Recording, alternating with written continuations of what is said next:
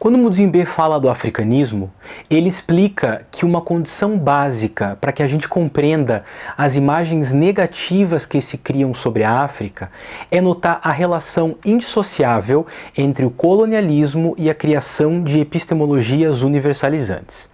Por isso, a posição contra o africanismo parte das correntes chamadas pós-coloniais, porque são elas que fazem a crítica às bases do pensamento do colonialismo.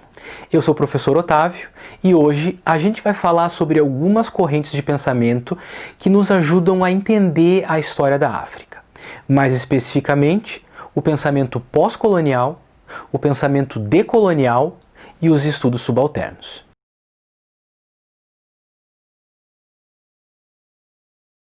Para que a gente possa entender essas correntes de pensamento, é preciso que a gente lembre que, desde o século XVI, isso é, desde o período que a historiografia chama de modernidade, há uma universalização de pensamentos, de conceitos e de ideias a partir de três grandes movimentos políticos sucessivos: o estabelecimento do colonialismo, o desenvolvimento do capitalismo e a imposição do imperialismo. Colonialismo, capitalismo e imperialismo são fatos históricos completamente indissociáveis e são eles que criam o mundo moderno. São eles que universalizam os discursos ocidentais europeus e depois estadunidenses. São eles que operam epistemicídios nativos. São eles que geram a atual ordem mundial exploratória e são eles que criam sociedades baseadas em estruturas raciais hierárquicas e desiguais. Em outras palavras, essa modernidade constituída pela tríade colonialismo, capitalismo e imperialismo gerou consequências verdadeiramente globais, e uma delas pode ser vista na alteridade planetária, isso é, na divisão desigual de todo o mundo. Essa divisão começa como metrópole, colônia, depois passa a primeiro mundo, terceiro mundo e mais recentemente tem se falado em norte global, sul global. A partir da tensão econômica, política, cultural e mesmo existencial que habita essas alteridades, a gente começa a ver, desde a virada para o século XVIII para o século XIX, com a Revolução Haitiana primeiro, o surgimento de lutas políticas e de argumentos acadêmicos que pudessem embasar uma realidade que entendesse e superasse a nefasta tríade da modernidade. Esses argumentos assumem formas de correntes de pensamento, como o marxismo e, claro, como os estudos pós-coloniais. Então, quando a gente fala de pós-colonial enquanto correntes de pensamento, a gente está falando de correntes de pensamento que estão diretamente ligadas a lutas e movimentos políticos anticoloniais. Porque, afinal, a condição para que o pensamento pós-colonial exista é justamente a crítica da tríade da modernidade. A cientista política Luciana Balestrin divide o pensamento pós-colonial em três momentos. O primeiro é, então, justamente o pós-colonialismo anticolonial, o movimento que reuniu intelectuais, ativistas e lideranças, que deixou uma produção dispersa, não necessariamente acadêmica, institucionalizada e disciplinada. Essa etapa do pós-colonialismo é herdeira direta do pan-africanismo e de trabalhos fundamentais, como aqueles de Aimé Césaire e Frantz Fanon. E a gente poderia dizer que ela se inicia canonicamente com a publicação do livro Neocolonialismo, o último estágio do imperialismo, do Kwame Nkrumah, que foi um político e revolucionário do Ghana. Por ser uma etapa que envolve tanto luta política quanto escritos diversos, alguns nomes que compõem o pós-colonialismo anticolonial são Amílcar Cabral, Che Guevara, Jean-Paul Sartre e Ho Chi Minh. Por essa relação entre teoria e praxis, essa etapa do pós-colonialismo é muito relacionada com a psicanálise, com o pan-africanismo, com o pensamento afrodiaspórico e, claro, com o marxismo revolucionário. A segunda etapa do pós-colonialismo é o pós-colonialismo canônico, que se inaugura em 1978 com o lançamento do livro Orientalismo, do Edward Said.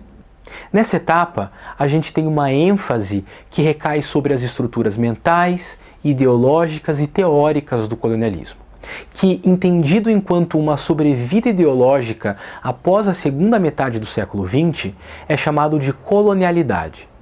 Então, a segunda fase do pós-colonialismo está preocupada em pensar os efeitos da colonialidade, e é daqui que advém a definição mais geral dessa corrente de pensamento. Desconstruir a prosa colonial, isso é, as estruturas mentais, as formas simbólicas e as representações que dão suporte ao projeto imperial, e também desmascarar o potencial que essa prosa colonial tem para a falsificação, que é o interminável estoque de mentiras, fantasias e fetiches projetados pela colonialidade nos sujeitos subalternos, como por exemplo faz o orientalismo de Said e o africanismo de Mudimbe. Essa segunda etapa do pós-colonialismo, apesar de ter como foco a colonialidade, é muito plural e difusa, porque é influenciada por várias correntes de pensamento acadêmicos, como o pós-estruturalismo, os estudos pós-modernos, o desconstrutivismo, a teoria crítica, os estudos literários e assim por diante.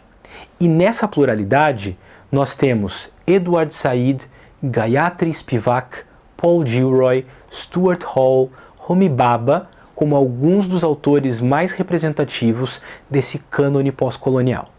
Enquanto a primeira etapa do pós-colonialismo está ligada ao pan-africanismo e a segunda etapa está relacionada com questões do Oriente Médio, incluindo a luta palestina, a terceira etapa do pós-colonialismo está ligada a movimentos latino-americanos do final da década de 1990.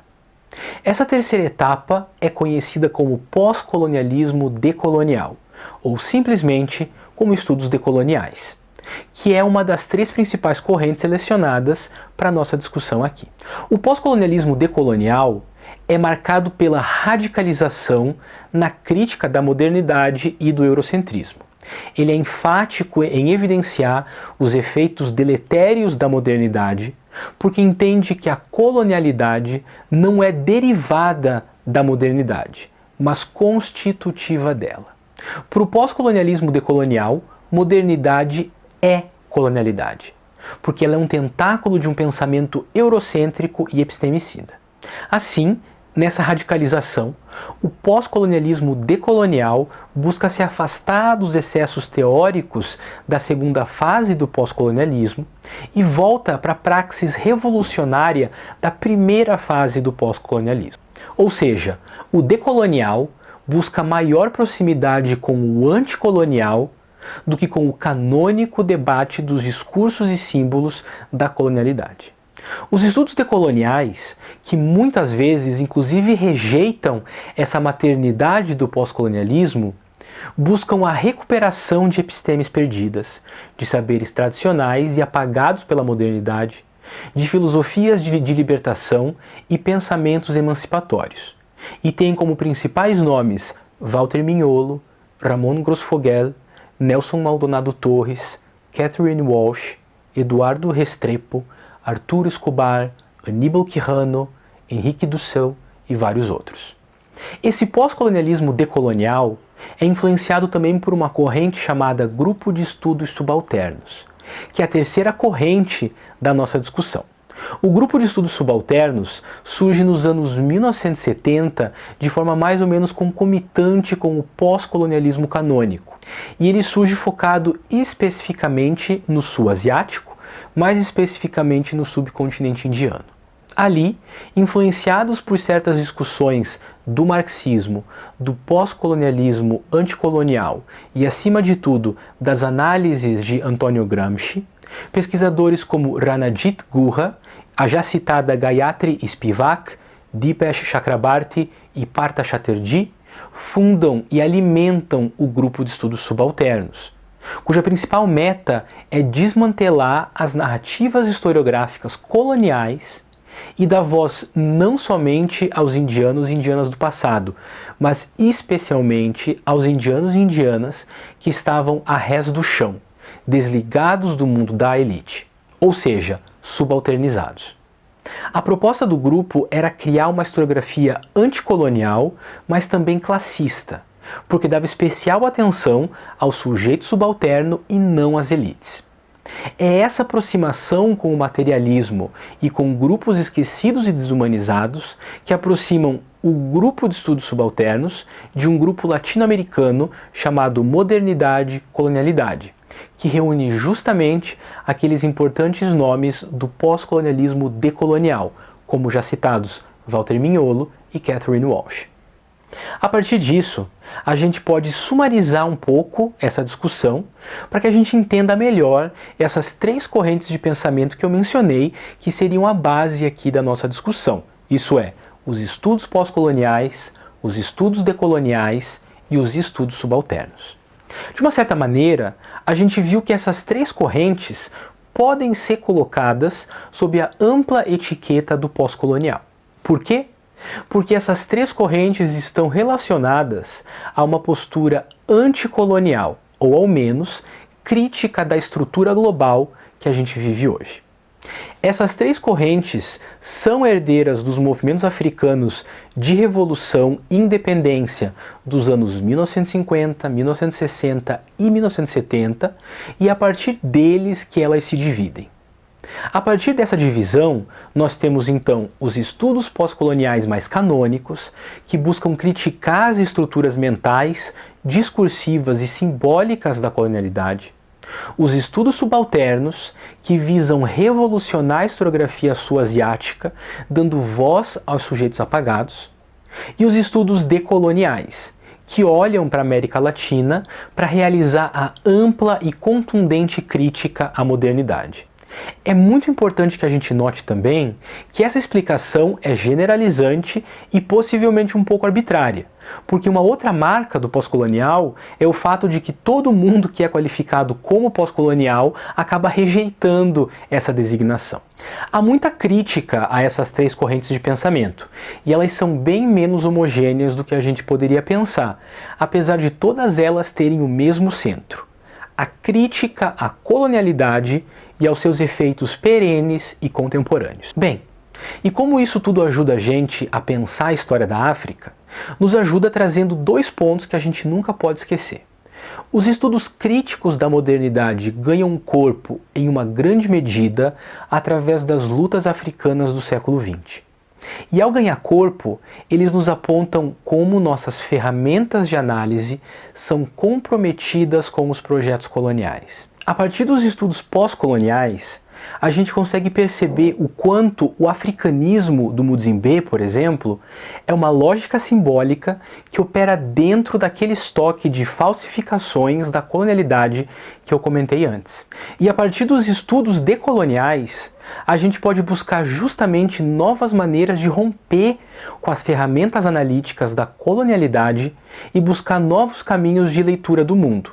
Mas não apenas de leitura do mundo, mas também de construções de mundo que superem os escombros políticos do colonialismo e do imperialismo.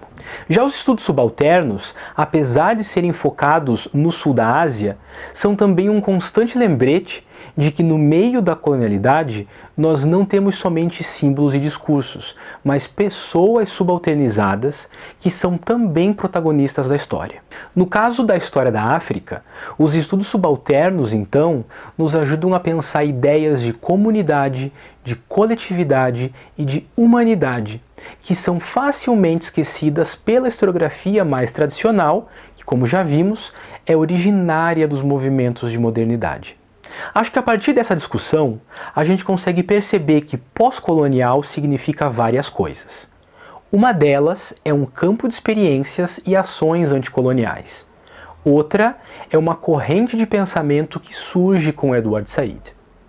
É dentro desse campo de experiência e dessas ações anticoloniais que a gente encontra as três correntes que foram discutidas aqui: pós-colonial, agora aqui entendido como a segunda fase canônica que nós falamos sobre, decolonial e estudos subalternos.